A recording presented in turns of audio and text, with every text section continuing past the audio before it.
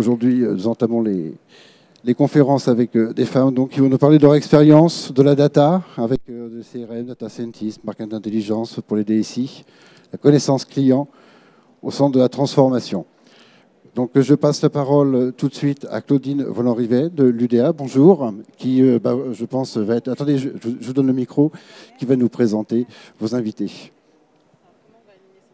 Oui, bonjour, merci de cette introduction. Donc, je suis ravie, en effet, de parler de la data ce matin. Et en plus, je suis d'autant plus ravie que, comme vous l'avez mentionné, ce sont des femmes qui vont parler de la data. Donc, c'est assez rare pour le souligner. Et on aura l'occasion d'en parler un peu plus précisément avec mes intervenantes. Donc, j'accueille sur ma gauche, en fait, Angélique Bidault-Verléac de Voyage SNCF, qui va nous expliquer en fait, ce qu'elle fait au quotidien chez Voyage SNCF autour de la data.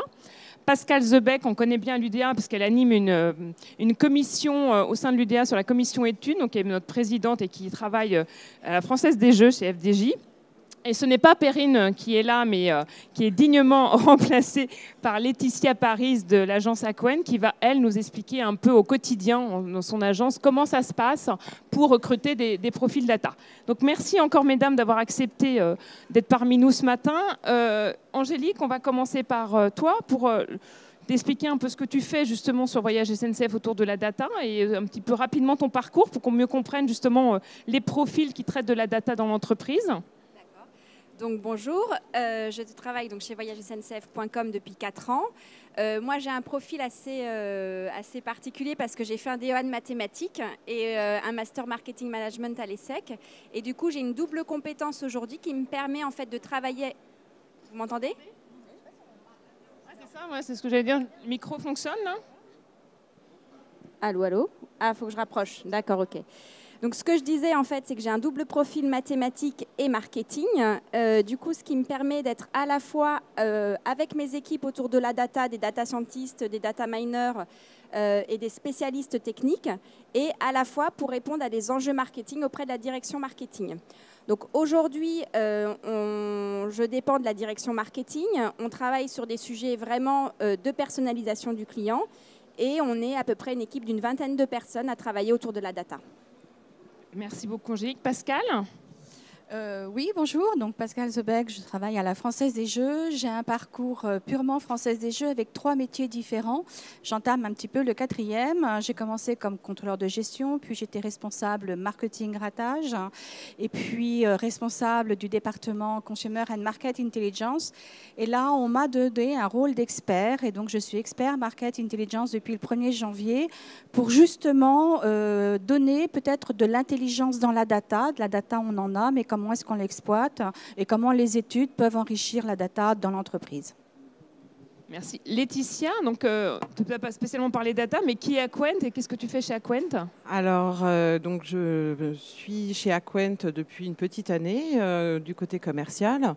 Et c'est vrai qu'Aquent, en fait, pour ceux qui ne connaissent pas, c'est un cabinet de recrutement international spécialisé dans les métiers du digital qui a été créé il y a une 30aine d'années et qui a évolué avec la transformation digitale des structures en se focalisant sur les métiers du type création, marketing, communication et aujourd'hui data. Donc Angélique, tu nous signalais qu'il y avait une 20aine de personnes autour de la data chez toi. Pascal, chez FDJ, une idée à peu près du nombre de personnes? Ton micro. Parce que déjà que le micro n'entend pas, si tu ne le prends pas, on ne va pas y arriver. Sur la data, il y a à peu près une 10aine de personnes à la Française des Jeux pour le moment. Très bien, donc on a vu les évolutions par rapport à ça. Comment ça s'organise au quotidien en fait chez FDJ, la data? Comment tu travailles la data avec les différentes équipes en interne?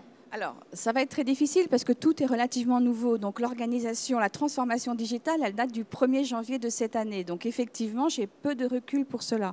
Mais ce qui a été conçu en se disant qu'on avait beaucoup de choses à travers la data, on a aujourd'hui à la Française des Jeux que 4% de nos clients qui sont identifiés. Donc, tout l'enjeu, ça va être de comment je peux progresser sur l'identification de mes clients pour les servir au mieux.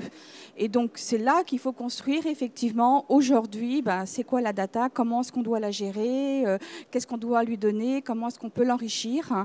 Et donc, mon côté à moi, c'est les études dans la data, qu'est-ce qu'on doit faire pour apporter de la valeur ajoutée, de la connaissance, de l'expérience sur ces données data. Et les profils, tu disais donc les profils en interne, c'est quoi? Alors, nos profils, on parle beaucoup de data scientist quand on parle de data, ouais. data visualisation, et concrètement au quotidien? Au quotidien, la data chez nous, elle est gérée encore par tout ce qui est un peu gens qui ont fait stats, essentiellement. Voilà. Donc, tout le monde se positionne comme étant un data scientist, sauf qu'un data scientist, ça n'existe pas depuis très longtemps. Et quand vous avez 38 ou 40 ans, on ne peut pas être data scientist puisqu'on n'a pas suivi la formation pour, a priori. Voilà. Donc data scientist, c'est un sujet qui est très au goût du jour aussi chez Voyage SNCF. Je crois qu'il y a 3 data scientists dans vos équipes. Comment ça se passe avec les équipes en interne, justement, Angélique? D'accord. Alors, déjà, je voulais juste rappeler, les 20 personnes, c'est au sein du marketing. Il y a 20 personnes qui travaillent sur la data, mais il y a beaucoup plus, évidemment, dans l'entité, parce que je fais juste une parenthèse, mais la data, chez nous, c'est depuis longtemps présent, notamment sur le suivi de la production, évidemment, pour suivre la qualité, en fait, de nos serveurs, et aussi la direction technique quand on met en production, en fait, des services. Donc, chez nous, la data, elle est déjà dès le départ, quand on est né il y a 15 ans. Dans nos services, ce qui est nouveau, effectivement, c'est ces data scientists, ces profils un peu différents. Du coup, nous, comment ça se passe? On a internalisé 3 profils aujourd'hui. On a encore deux personnes externalisées en tant que data scientist pure. Les profils, c'est plutôt des gens aujourd'hui qui viennent du data mining et qui se sont convertis en data scientist parce qu'effectivement, les formations, il n'y en a pas tant que ça. Et donc, quand on veut un peu des gens expérimentés pour travailler sur des problématiques assez complexes, on a besoin d'avoir des gens qui ont un peu de connaissances de background technique et surtout statistique. Donc, les profils qu'on a plutôt chez nous, c'est des data miners qui se sont convertis en data scientists, donc ils ont appris les langages. C'est très facile, hein, on fait des mocks, enfin j'allais dire c'est facile. C'est pas si simple que ça. C'est surtout indispensable en fait. C'est indispensable. Et c'est surtout pas tous les data miners qui ne passeront data scientist, ça c'est important. On a des data miners chez nous qui étaient des gens très curieux, qui avaient envie de faire de la technique. C'est-à-dire que pour eux, appuyer sur un bouton, ça ne les intéresse pas. Par contre, coder, c'était des choses très intéressantes pour eux et surtout chercher et trouver de nouveaux modèles. Donc j'allais dire que nos data scientists, c'est plutôt des data miners curieux qui ont envie d'avancer, de tester de nouvelles choses et du coup, le big data répondait à ces attentes. Voilà sur nos profils data scientists. Je crois que là, Laetitia, la parole est à toi, parce qu'en fait, on parle de profils type maths, etc., data miner qui viennent data scientist. Au quotidien, chez Aquent, comment ça se passe? Quel type de profil vous avez? Quelles demandes vous rencontrez de la part des différentes marques qui ont besoin de ce fameux profil très rare que tout le monde rêve d'avoir dans son entreprise, qui sont très, très rares, donc très chers? Raconte-nous un peu. Alors en fait, on a vu avec la transformation digitale des structures 2 catégories de métiers qui ont émergé. C'est d'abord la famille des contenus. Donc là, il y a eu un boom au niveau des profils plus éditoriaux, plus génération de trafic. Et aujourd'hui, c'est vraiment toute la partie data qui devient le centre d'intérêt de toutes les organisations. Et c'est aussi une évolution structurelle dans les enjeux des groupes, puisqu'on ne parle plus de data uniquement avec le côté scientifique, uniquement avec le côté matheux, mais vraiment une perspective business avec un ROI, avec un besoin de prospective fort pour que ces profils puissent apporter des contenus stratégiques au sein des groupes. Donc c'est vrai que nous, en tant que cabinet de recrutement, alors on a participé au recrutement de beaucoup de profils data, alors initialement très tournés sur dans les profils du type web analyst, toute la dimension CRM, qui était un enjeu crucial. Mais aujourd'hui que la data interne est collectée et qu'on passe à l'étape suivante, on est vraiment rentré dans le fameux rêve du data scientist qui est le Graal dans les organisations. On a réalisé une étude en partenariat avec l'IAB, La Poste et Microsoft pour justement interroger les professionnels sur les évolutions des métiers dans le digital. Et l'un des learnings, c'est de voir que le data scientist est le nouveau métier qui ressort dans toutes les organisations. Mais les professionnels le voient comme un métier pérenne, malgré tout un métier sur lequel il n'y a absolument pas de formation. Donc ça se recoupe tout à fait avec les éléments que vous commenciez à évoquer ensemble, puisque tout le monde fait sa data transformation. Mais aujourd'hui, la difficulté, c'est d'inventer ces nouveaux profils parce que les fiches de poste n'existent pas et les profils types n'existent pas. Donc on est vraiment dans un gros enjeu RH, pour le coup, en ce qui nous concerne en tout cas, d'arriver à identifier des profils qui soient des profils apprenants. Il y a des data scientists dans la salle? Non. Bon, j'essayais, on sait jamais. Ah si, voilà, tu vois. Comme quoi, alors justement, c'est très drôle. On en parlait en introduction assez rapidement. On était des femmes autour de la table. Data scientist, on en a un, c'est un homme. Et généralement, justement, on entend beaucoup parler de data scientist homme. Est-ce que tu vois, toi, des profils féminins arriver sur ce marché quand même, ou c'est quand même très masculin? Alors, comme la casquette du data scientist reste à définir dans un profil de poste avec une fiche métier et un job description précis, c'est vrai qu'aujourd'hui, ce qu'on voit, c'est qu'il y a deux types de profils qui commencent à émerger chez les data scientists. Il y a d'un côté les profils plus techniques, dont on parlait tout à l'heure, hein, et qui s'ouvrent, et qui sont curieux, qui se forment et qui passent plus sur une orientation business. Donc, la partie analyse de la data, prospective, hein, et comment convertir en fait toutes ces informations dans un enjeu business, soit court-termiste d'ailleurs, mais en tout cas avec un ROI de manière très claire. Ou alors, on voit des profils marketing qui aujourd'hui ne sont pas imperméables à la dimension technique et participent donc à des MBA qui commencent à fleurir depuis la rentrée 2015. Toutes les grandes écoles ont des MBA dédiés aux data qui commencent à émerger. Et là, on voit qu'il y a des profils qui viennent apprendre la technique parce qu'on ne peut plus se contenter d'un vernis, quoi. Quand on est data scientist ou quand on veut vraiment intégrer la dimension data dans un groupe, il faut rentrer à la fois dans le code, mais aussi dans la dimension statistique, etc. Donc nous, on est partenaire notamment du nouveau MBA Data de Media School, qui a été lancé à la rentrée, mais on encourage tous les professionnels à continuer à se former, et ça fait partie des très gros enjeux, que ce soit dans le marketing digital, mais aussi en data, bien sûr.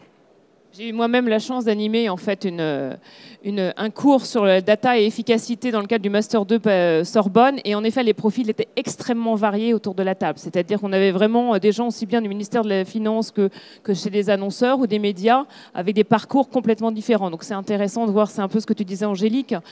C'est aussi plus un état d'esprit, en fait, qu'il y a des gens qui sont curieux, qui ont une capacité d'adaptation, qui peuvent de toute façon, à partir du moment qu'ils ont un cerveau plutôt bien dimensionné, réaliser en fait cette conversion vers un profil qui est très demandé. Tu mentionnais aussi l'étude l'IAB à Qwen. Je sais qu'elle va, puisqu'on sera, nous, UDA partenaire de la 2e édition, elle va ressortir courant octobre. Je pense que ce sera intéressant. Un nouveau baromètre voilà, pour pouvoir de voir un peu justement, si ça perdure. Je pense que oui, et voir s'il y a d'autres métiers liés à la data qui arrivent sur notre marché. Donc si on en revient au quotidien, mesdames, sur votre logique de data et comment ça se travaille, on a parlé data scientist, mais les data scientists doivent parler aux gens du CRM, doivent parler à l'IT, doivent parler au marketing. Comment ça se passe, ce travail en commun, en fait, on voit de plus en plus de co-création, de collaboration dans les équipes. C'est du concret chez vous, Angélique ? Alors oui, chez nous, clairement, déjà il y a 2 ans, on a eu une réorganisation qui fait qu'on a une direction data qui a été créée au marketing. Et on a colocalisé les équipes de la BI et du marketing sur un même bench. Et ça, c'est très important parce que du coup, on travaille ensemble, on est colocalisé physiquement. Donc ça change beaucoup de choses, ça fluidifie évidemment les échanges. On est plus productif et du moins la technique comprend nos enjeux. Donc ça, c'est le premier point qui est très important. On est colocalisé dans le même espace, même si les patrons ne sont pas les mêmes. Donc ça, c'est assez important. Le deuxième point aussi qui est important chez nous, on a ce qu'on appelle des feature teams. Et là, c'est là où il y a des nouveaux métiers autour de la data qui émergent. Les feature teams, c'est quoi? C'est des petites startups chez nous, en interne, qui vont travailler sur un produit en méthode agile pour pouvoir en fait améliorer en façon continue leur produit. Un exemple, un produit chez nous, ça peut être la homepage. Donc, qu'est-ce qui se passe? C'est qu'on a des startups, donc on a 15 équipes qui sont dédiées, dans lesquelles vous avez des développeurs, dans lesquelles vous avez des gens qui vont travailler sur la customer experience. Ah, personne, ils m'entendent pas. Sur lequel, pardon, ah oui, ils vont travailler par exemple donc avec la customer experience, des développeurs, tout ça va être mélangé. Et le gros enjeu nous qu'on a, c'est comment on va pouvoir former ces équipes autour de la data. Parce que la data, elle est clé pour quoi? Pour 1, suivre leur business, 2, pour optimiser. Donc nous, on a mis en place un POC humain où on a mis à disposition de ces équipes des gens experts de la data, que ce soit en amont sur la collecte ou sur l'analyse. Donc aujourd'hui, on a mis ça en place depuis pas très longtemps. Et en fait, notre objectif, c'est de rendre un peu ces équipes plus autonomes sur la data pour qu'elles puissent optimiser de façon continue leurs produits, qu'elles font par ailleurs avec de l'A/B testing, mais on se rend compte que c'est quand même pas suffisant pour suivre l'apport business en fait qu'ils peuvent avoir chez nous. un peu responsable de la formation interne en dédiant quelqu'un justement à un moment T pour poursuivre et améliorer les compétences en interne. Pascal, c'est des choses aussi qui existent chez FDJ? Alors, merci. Alors, chez FDJ, c'est ce que je vous disais, on n'est pas si en avance que ça sur la data. Donc là, j'ouvre très grand mes oreilles parce que j'apprends plein de choses et je suis ravie.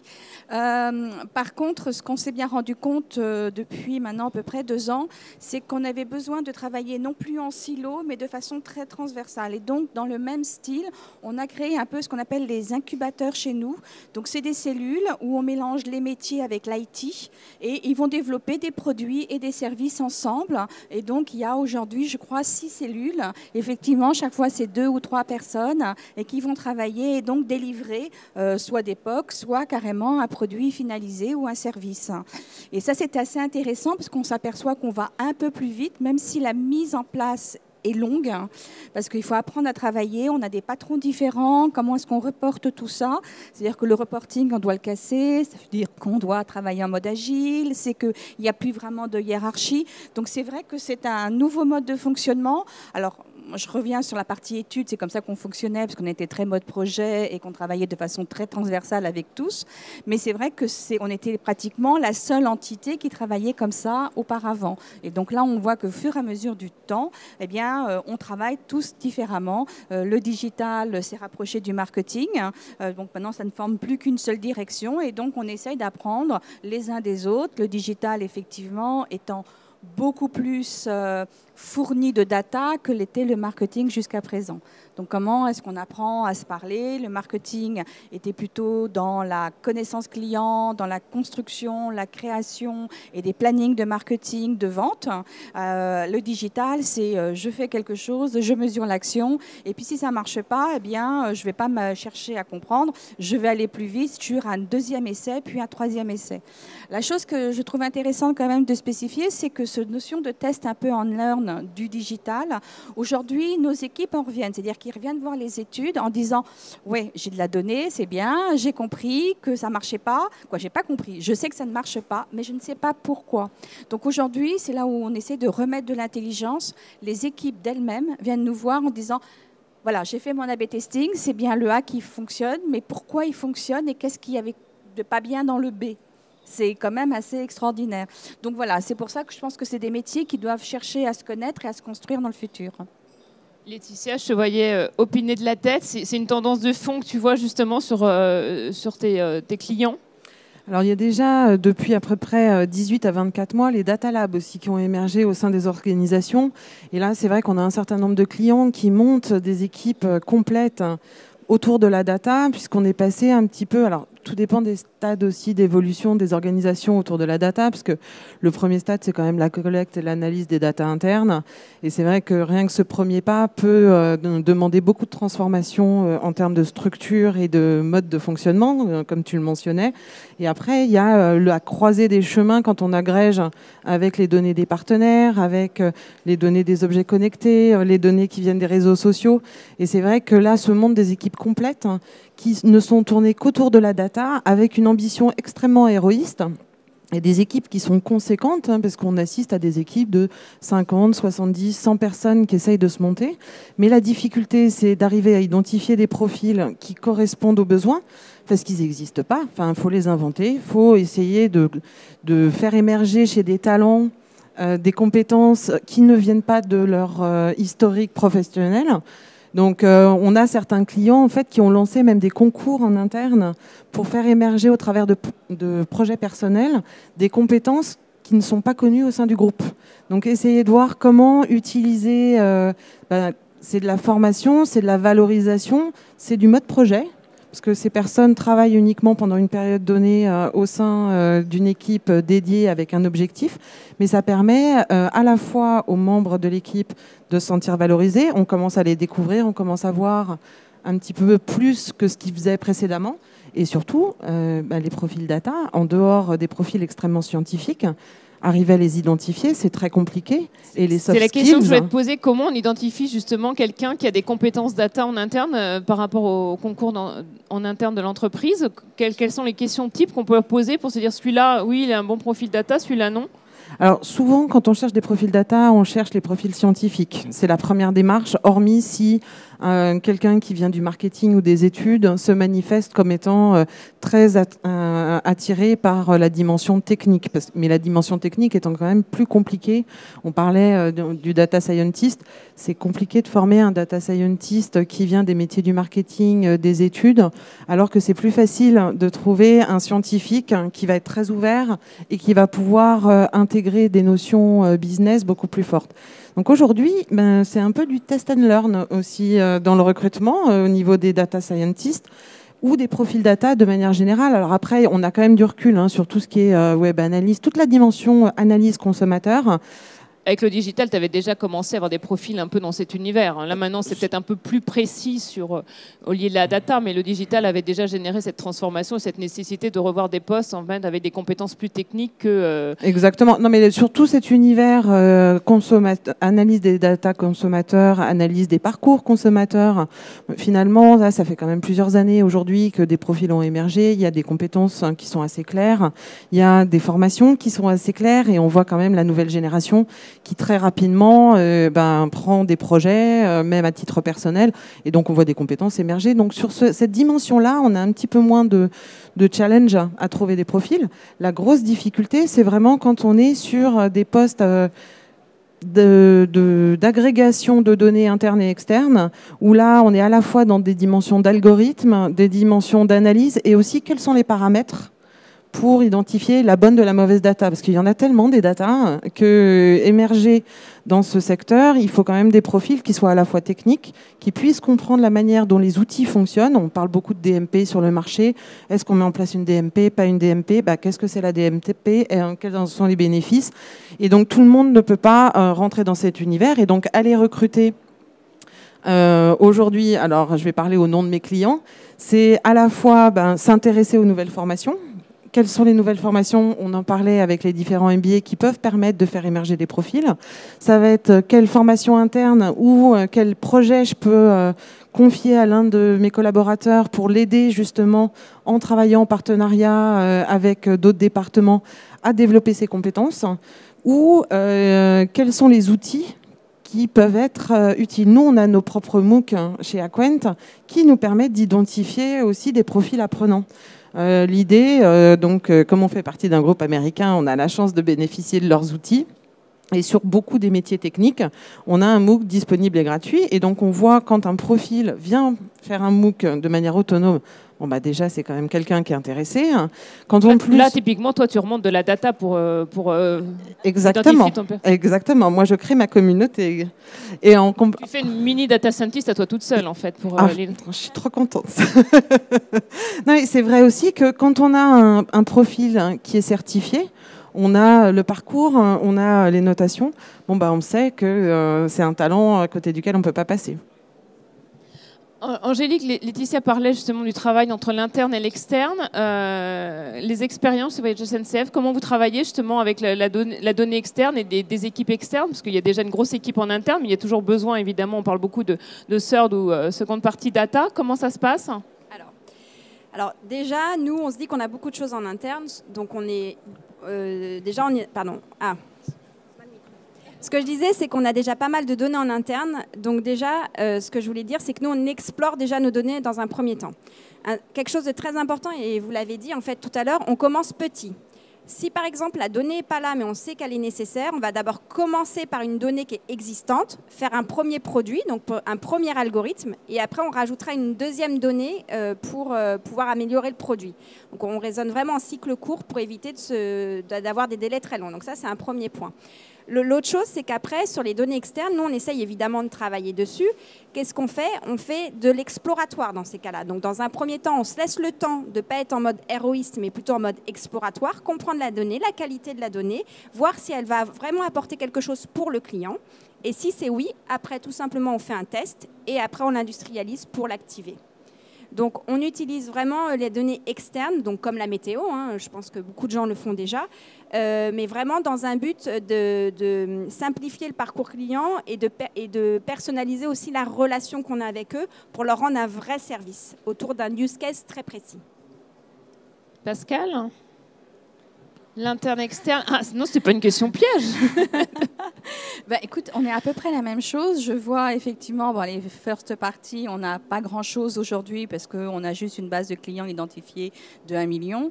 On a un site internet qui véhicule 6 millions de visiteurs par mois, mais on est incapable aujourd'hui encore de les traquer. Donc effectivement, on essaie de nous combler études avec des moyens études pour travailler là-dessus. Et puis je vois effectivement des expériences qui sont faites pour acquérir la sœur de data ou la data un peu complémentaire qui vous permet d'enrichir vos données. Ce qu'il faut savoir, c'est qu'on s'aperçoit que les gens d'études, bon, c'est vrai que je suis une personne des études, marketing ou du market research plus largement. Et c'est vrai que pour qualifier les données, on s'aperçoit tout simplement que notre base de données, elle n'est déjà pas qualifiée. Donc c'est vrai que la première chose qu'on est en train de mettre en place, c'est de voir comment est-ce qu'on peut qualifier nos bases de données de façon plus intelligente. Donc on a fait une expérimentation, on passe des questionnaires auprès de notre cible, et puis par algorithme, on va pouvoir effectivement déterminer à 95% qui sont nos clients, quels sont leurs modes d'intérêt. Voilà. Donc ça, c'est une première expérimentation que l'on fait. On voit aussi les équipes acquérir des bases Experian, Axiom et autres, et qui font effectivement aussi la même chose, c'est-à-dire du test. On prend la mesure, on paye une première fois, on voit les résultats et on regarde si effectivement ça nous apporte de la valeur, hein, qu'est-ce qu'on peut en tirer, et si ça nous plaît, effectivement, on ira dans l'industrialisation comme vous le faites chez SNCF. On est là à 2016, donc il y a une équipe en cours. Est-ce qu'il y a des perspectives justement de recrutement dans vos équipes, des tendances de fond? Vous vous rendez compte que c'est multiplié par 2, par 3 ou moins? Ou est-ce que c'est plutôt en train de stagner et plutôt en train de récupérer des profils internes qui n'ont pas spécialement un profil data pour les mettre de la data? Comment ça se passe en termes de recrutement et de projets en interne pour FDJ et Voyage SNCF? Et puis après, évidemment, Laetitia pourra nous en dire plus sur les grandes tendances de fond de ses clients. Alors, du coup, moi, je vais parler. Donc, chez Voyage SNCF, on a quand même 130 recrutements en cours. Et il y en a 100 autour de la data. Voilà. Alors, autour de la data donc, au sens large. Au moins, c'est clair. Vraiment au sens large, data, ça peut être quelqu'un de technique qui va s'occuper de collecter la data, donc un développeur. On n'en a pas beaucoup parlé, mais on a aussi des profils ingénieurs-développeurs qui sont très recherchés aussi sur le marché. Voilà, donc globalement, il y a un enjeu chez nous de recrutement autour de la data. Dans les équipes marketing, nous, clairement, les profils en fait, qui sont en train d'émerger et qu'on voit et qu'on n'a pas encore complètement exploré, c'est toute la data visualisation. Donc c'est toujours la même problématique, hein, comment rendre la data disponible pour les équipes. Pour sexy, interactive et... voilà, et compréhensible, et exploitable et visible. Donc ça, c'est des profils qui émergent et on aimerait bien que notre POC humain sur nos data experts marketing, ben, ça se concrétise un peu plus et qu'on développe en fait ces profils-là. Pascal, 130 aussi, 100 sur 130 ou Non, le problème de la Française des Jeux, c'est que c'est une belle entreprise. On a bien grandi. On est à peu près 1500 collaborateurs aujourd'hui, donc très petit par rapport à des grands groupes comme SNCF. Et c'est vrai qu'aujourd'hui, on est difficilement dans le recrutement. On a un premier niveau de recrutement qui est plutôt, mais complètement SI. Donc c'est au niveau de la DSI, c'est vraiment les ingénieurs et les développeurs. Hein. Et donc là, il y a 40 postes qui sont effectivement ouverts. Ça n'a pas été fait depuis plus de 20 ans aujourd'hui. Donc ça montre bien que la volonté de l'entreprise de vraiment se positionner sur la data et sur ce marché. Bien sûr, quand on est une entreprise qui dépend à 72% de l'État, on ne licencie jamais, mais on a du mal aussi à recruter. Donc on n'a pas cette possibilité d'ouverture aujourd'hui et on essaie plutôt sur un plan de formation de voir comment est-ce qu'on peut faire bouger les équipes en interne, mais c'est effectivement pas évident. Voilà. Donc Laetitia, la tendance Voyage SNCF 100 sur 130, c'est ce que tu vois, toi, ou on est quand même là sur vraiment un exemple assez marquant quand même, parce que c'est important d'avoir autant profil data sur un profil de 130 personnes. Alors, c'est vrai que, comme je le disais tout à l'heure, la data, ça devient le Graal dans une grande partie des grands groupes. Et on assiste, alors nous, depuis 3-4 ans, on peut dire que le volume de recrutement sur des profils data a été multiplié par 5 ou 6, je pense, par rapport au pool complet de profils Aquent. Et la proportion ne me surprend pas. Parce qu'il y a une vraie volonté, au moment où on décide d'appuyer sur le bouton et de travailler sur la data, il y a un tel enjeu Alors, de collecte, mais ça, quelque part, on a avancé sur ce sujet, mais de structuration, d'analyse et après d'agrégation, que finalement, il y a énormément de profils qui sont demandés pour que ce soit une initiative qui paye, tout simplement. Donc, c'est vrai qu'on a du mal dans les organisations, et en tout cas dans les grands groupes. On voit souvent la mise en place d'un pôle data. Je parlais des data labs tout à l'heure. Les équipes data, d'un seul coup, se staffent avec des profils très variés. Alors nous, c'est vrai que d'un point de vue recrutement, notre challenge principal, c'est de comprendre à quel stade d'évolution sont nos clients dans la data transformation, parce que on parlait du titre de data scientist tout à l'heure, mais finalement, un data scientist, c'est pas du tout la même chose dans tous les groupes. Tout dépend du stade d'évolution de l'entreprise, exactement. Donc, c'est vrai que nous, on a un très gros travail de compréhension en amont, avant même de parler, de présenter des profils, de les identifier et de dates à laquelle on va pouvoir travailler ensemble. C'est vraiment de comprendre structurellement où en est notre partenaire sur la data, quelles sont les attentes d'un point de vue business, parce qu'aujourd'hui, on ne parle plus de data en général ou de développement d'algorithmes en général. Il faut qu'il y ait du sens, il faut qu'il y ait un retour sur investissement, alors qui est plus ou moins rapide ou attendu avec effectivement les modes test and learn, mais il y a une vraie volonté. On voit comme ça émerger les profils de CDO, alors qui étaient précédemment les Chief Digital Officer, qui sont aussi maintenant les Chief Data Officer, avec des prérogatives fortes. Et après, le D, ça sera quoi là, on va sur quoi? Tes tendances du D pour les années à venir? Alors, les tendances du D, ça pourrait être un seul et unique D aussi, voilà, qui regroupe le digital data, data digital. Ça va devenir le CDD. C'est un peu les tendances de fond, on est d'accord. Mais c'est vrai que c'est ce type de profils qui sont à la fois sur la stratégie d'acquisition des datas, quelles sont réellement les datas utiles dans la stratégie de l'entreprise, mais aussi la conversion business et donc un rôle au niveau du board, sont les nouveaux enjeux au niveau des organisations. Je pense qu'il y a un point qu'on n'a pas évoqué encore pour le moment, que l'on voit arriver quand même, c'est tout le monde a collecté de la data. Bon, c'est super, mais le problème, c'est la protection de la data. Donc, c'est bien parce que c'est une question que j'allais te poser justement sur les profils juridiques à venir autour de la data, donc c'est parfait. Eh bien, écoute, le CDP va avoir beaucoup d'avenir puisqu'on est aujourd'hui autour de la protection de data qui devient un enjeu. Quelle est l'utilisation? L'obligation d'avoir un représentant data dans toute entreprise. Qui va avoir un profil hybride. Qui a sorti une présentation très intéressante la semaine dernière, justement sur les rapports d'activité et demain, le rapport data des entreprises, qui est un enjeu très, très, très fort en termes de com corporate. Et là, en termes de profil, on s'oriente encore une fois sur un profil hybride. Ce n'est pas des profils qui auront été formés à la protection de data. Ça va être des profils qui vont venir de la partie plus technique et informatique et qui vont se former au juridique, certainement, mais avec un enjeu très fort et une position très forte au sein des organisations en tant que le gatekeeper pour toutes les implémentations et utilisations.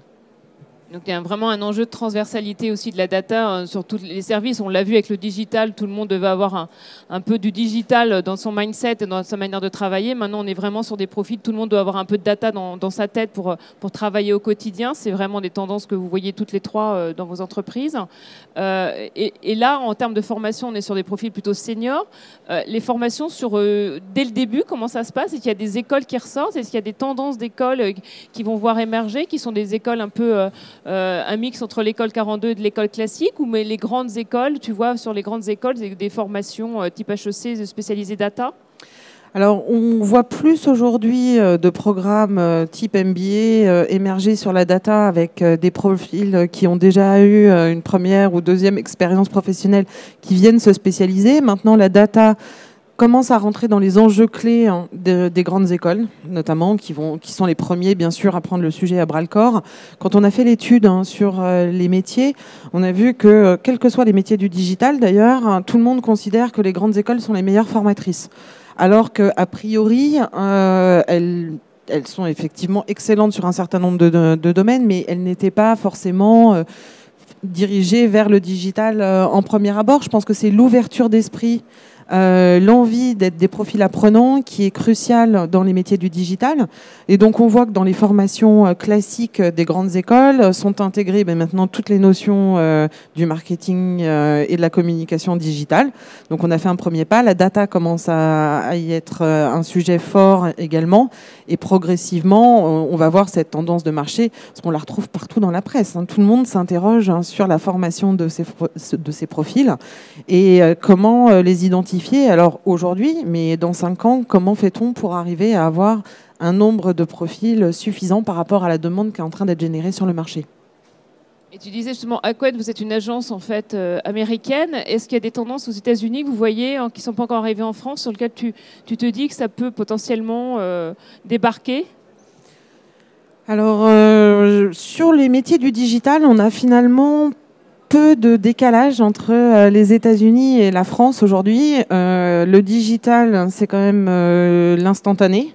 Et l'instantané fait qu'on est quand même dans... L'instantané et global tout de suite. Voilà, au niveau mondial. Les États-Unis ont les mêmes problématiques que nous. Alors, on parlait des profils un petit peu plus techniques, type développeur tout à l'heure. Bon, bah, ça fait quelques années que les profils développeurs se cachent des recruteurs. Donc, avis aux amateurs, n'hésitez pas à nous contacter, on sera ravis. Y a-t-il des développeurs dans la salle? On a un data scientist qui est parti. J'ai un témoignage, parce que j'ai mon fils qui n'a pas fini son étude. Il est ingénieur développeur. Il est chassé depuis 2 ans et il n'a pas fini. Il finit au mois de juillet, mais il est déjà embauché en CDI. Je ne suis absolument pas surprise. Félicitations. Incroyable. Mais c'est vrai que tous ceux qui ont des enfants, il faut qu'ils soient développeurs. L'avenir est là, a priori. Les métiers techniques, on le vend en poupe. C'est une vraie problématique structurelle dans le monde du digital. Et autant les formations marketing ne suffisent plus, on ne peut plus avoir seulement un vernis, autant il est plus facile, ça n'est pas suffisant pour être un vrai gestionnaire de data. Donc un vrai enjeu aujourd'hui au niveau du marché et pour tous les jeunes qui choisissent leur orientation aujourd'hui. Et justement, dans ces profils-là, est-ce qu'il n'y a pas eu aussi, comme on voit sur certains profils, des départs à l'étranger, justement sur les nouvelles générations? Est-ce qu'il n'y a pas eu une tendance un peu d'hémorragie des profils un peu compétents sur le data scientist au sens large ou de la data, qui sont partis assez rapidement, soit faire des études à l'étranger qui sont parvenus, soit après leurs études qui sont partis de la France? Alors on les a vus effectivement, il y a forcément, comme surtout les nouveaux jeunes, une certaine hémorragie. Moi je pense qu'un des points cruciaux auxquels on assiste aujourd'hui sur le marché, c'est cette nouvelle génération qui a un bon background technique, des bonnes connaissances et donc une valeur certaine sur le marché du travail, ne souhaite plus s'engager dans le fameux CDI. Tout le CDD, Digital Data, mais double sens en fait. Exactement, c'est la vraie évolution. C'est le mode projet parce que ce sont des profils apprenants donc ils veulent s'engager sur un projet qui va leur permettre de se développer et leur permettre d'acquérir les compétences qui leur serviront pour le prochain projet. Mais aujourd'hui, des CDI ne sont pas forcément les formats adéquats. Et donc, CDD où on voit de plus en plus aussi émerger des plateformes en fait, de compétences. Est-ce que c'est des choses qu'on voit sur la data, comme on voit sur les créatifs, des gens qui sont plutôt en freelance, qui mettent à disposition des entreprises leurs compétences à un moment donné? Est-ce que c'est des choses que tu vois aussi, justement? Alors, au niveau des profils data, c'est des profils qui sont un petit peu moins volatiles que les développeurs, par exemple. Les profils qui sont plus dans l'analyse sont un petit peu moins freelance. Les développeurs le sont, les créatifs le sont. Sur la data, on a des gens qui souhaitent travailler sur un projet, mais à moyen terme.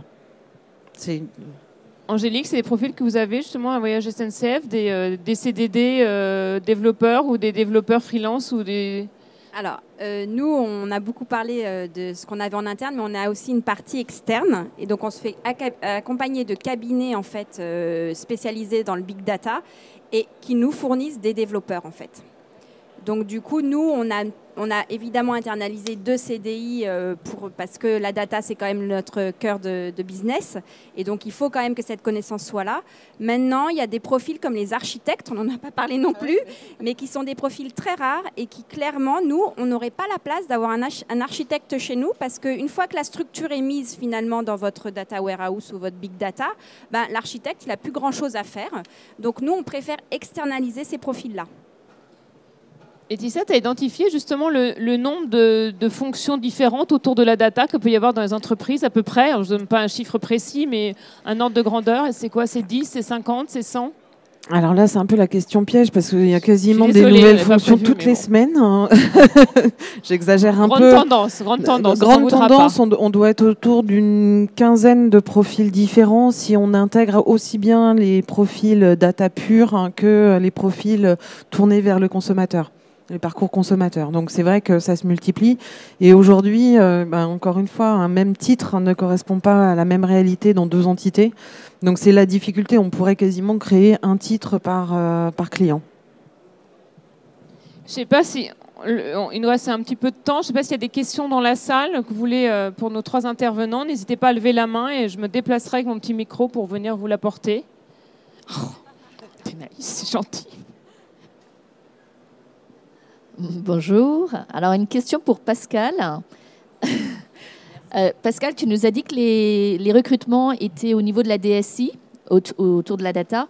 Est-ce que ça veut dire que tout ce qui a trait à la data marketing, au data CRM, c'est au niveau de la DSI que ça se passe ?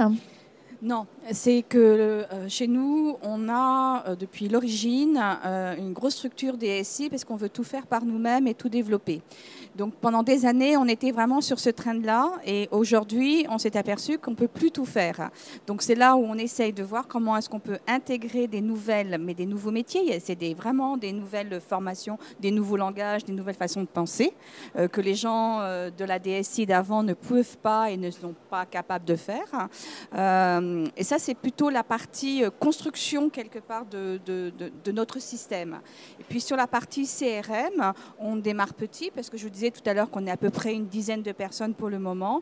On a recruté dernièrement 2 personnes, mais voilà, c'est pas encore très engagé. C'est ce que je veux dire, on est vraiment au début, donc on n'est pas encore complètement staffé sur cette partie de la data. On est en train de construire ce qu'elle doit être, à quoi elle doit servir. Et quand on est franco-français, on ne peut pas employer non plus de termes anglais, donc c'est pas toujours très évident. Voilà. Bonjour, alors c'est une question plus pour Angélique. Justement, il y a une demande forte sur ces profils en ce moment. Vous avez un projet de recruter une centaine de ce type de profils sur 2016. Comment justement une organisation comme Voyage SNCF va pouvoir attirer ces profils? Alors, Bonne question. C'est une très bonne question. C'est une très bonne question et je ne suis pas la RH pour y répondre, mais bon. Non, alors déjà, clairement, nous, ce qu'il faut savoir, c'est qu'on va internaliser aussi des postes existants. Comme on a fait beaucoup appel à des prestataires, il y a déjà en fait des projets existants. Et comment on peut attirer les talents de demain? Tout simplement, concrètement, en leur disant que nous, déjà, on a l'infrastructure Big Data qui est présente, ce qui n'est pas toujours le cas dans les entreprises. On a déjà des projets et des use cases identifiés. Donc, du coup, on a de la matière à leur donner à grignoter pour les nourrir, en fait, et pour qu'ils commencent à travailler sur les sujets. Donc, déjà, rien que ça nous donne quand même un avantage concurrentiel par rapport à d'autres qui sont en train de monter leur structure. Est-ce qu'il y a d'autres questions? Juste pour conclure, mesdames, votre vision de vos métiers, justement, à demain, c'est un peu la question piège. Je sais que vous n'avez pas de boule de cristal et sinon Pascal, elle gagnerait au loto tous les jours. Donc, mais une idée comme ça, comment vous voyez à 5 ans l'évolution de vos métiers à vous et dans la structure de Voyage SNCF, Angélique? Alors, demain, tu feras quoi? Voilà, moi, en fait, naturellement, j'allais dire, j'irai vers un Chief Data Officer. Parce que j'ai tout à fait le profil en fait pour y arriver et ça permettrait en fait d'avoir une gouvernance unique de la data chez nous, ce qui n'est pas le cas aujourd'hui. Donc ça pourrait être en fait un avantage pour pouvoir en fait tout simplement avoir un endroit unique où il y a la data et de identifier les bonnes data les plus stratégiques pour répondre aux enjeux business et stratégiques de la boîte. Bon, c'est ce qu'on te souhaite, hein. Pascal. Alors, je commence mon dernier métier parce que moi, je vais vers la retraite assez rapidement maintenant. On peut être data à la retraite aussi, non? Donc, mon métier, je suis plutôt sur un métier de conseil et d'accompagnement. Je pense qu'aujourd'hui, justement, on est un peu perdu. On s'aperçoit que les gens utilisent des mots et qu'ils ne savent pas ce qu'il y a derrière. Hein. Donc, c'est plus... on se pose, on essaie de voir, j'essaie de mettre les gens en relation, j'essaie de voir en participant à ce genre de manifestations, de découvrir d'autres métiers, d'autres personnes pour justement nous inspirer. Et c'est un peu là-dessus sur lequel j'aimerais bien pouvoir continuer. Je pense qu'on a besoin de l'humain et le conseil et l'accompagnement est aujourd'hui indispensable dans les entreprises. Laetitia ? Alors moi, ça va être une perspective un petit peu différente. Je pense que nous, on vit la transformation digitale depuis quelques années avec nos clients. Donc, on a assisté à quelques profils émergents. On a eu l'UX sur l'année 2014-2015, qui était la problématique du moment pour l'ensemble des acteurs du marché avec lesquels on travaille. Aujourd'hui, on est dans la vraie tourmente de la data, qui est un nouvel enjeu tout aussi intéressant et crucial pour nos clients. Et moi, j'espère que, aussi bien au nom d'Aquent que de Laetitia, je vais continuer à accompagner mes clients sur cette transformation digitale qui fait émerger des nouveaux besoins, des nouveaux métiers, avec à chaque fois la passion de découvrir les différents stades d'évolution. Merci beaucoup. Alors peut-être demain un chief de data officer au sein de peut-être d'une direction générale d'entreprise. On a à un moment donné évoqué ce point sur le chief digital officer. Donc pourquoi pas le chief data officer, parce que la data est au centre des problématiques et sur la logique de consumer centricity. Merci beaucoup mesdames de cette table ronde et rendez-vous très bientôt à l'UDA pour participer à d'autres informations. Merci beaucoup.